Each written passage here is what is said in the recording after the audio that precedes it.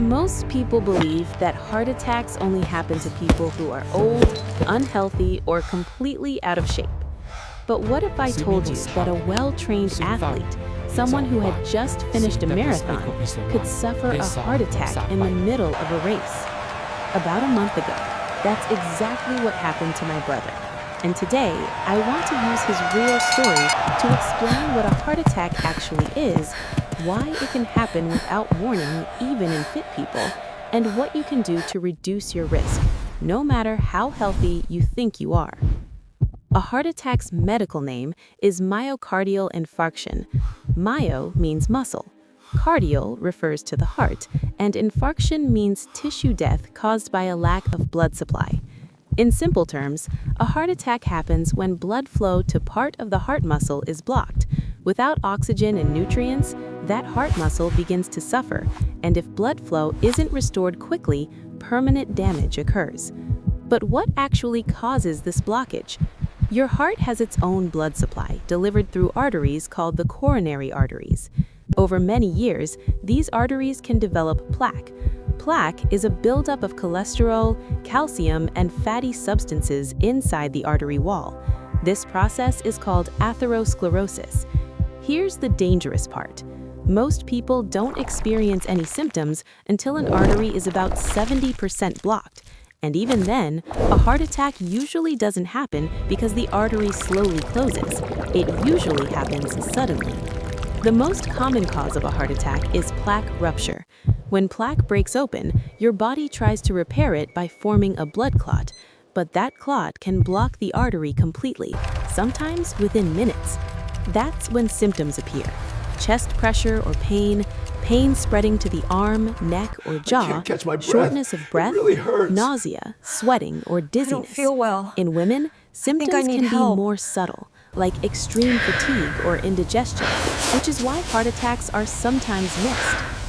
Once blood flow is cut off, irreversible damage can begin in as little as 20 to 40 minutes. Now, here's where my brother's story becomes unique. He was racing a Spartan half marathon. He had trained consistently for months. Just 4 weeks earlier, he had completed a full marathon without any issues. Midway through the race, he suddenly felt his heart racing. He became short of breath and lightheaded. At times, he felt like he might pass out. But there was no chest pain, nothing that screamed heart attack. Paramedics later found that he was in atrial fibrillation, also known as AFib. Atrial fibrillation is a condition where the heart's upper chambers stay as still as you can chaotically and out of sync with the lower chambers. This causes a fast, irregular heartbeat and reduces the heart's efficiency.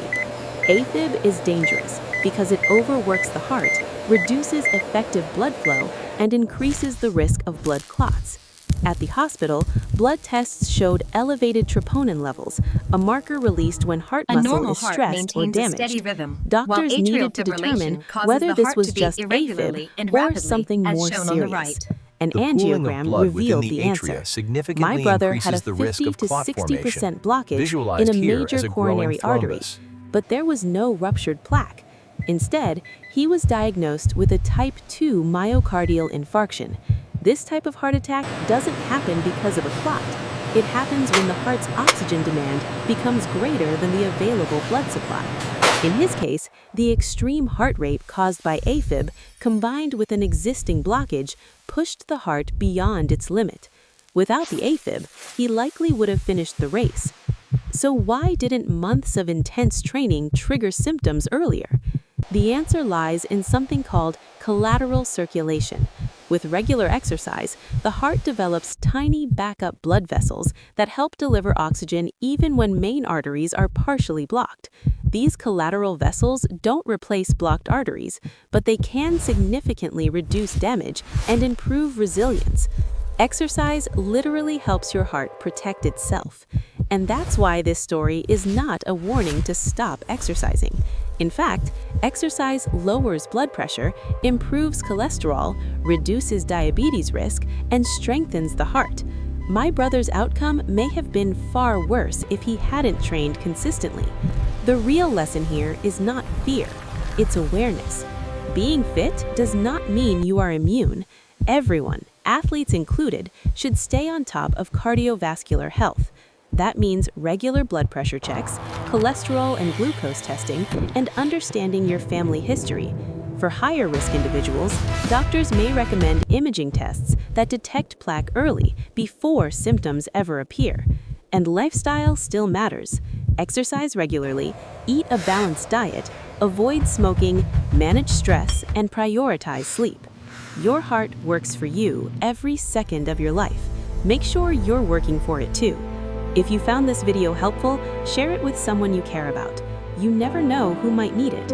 Thanks for watching, and I'll see you in the next one.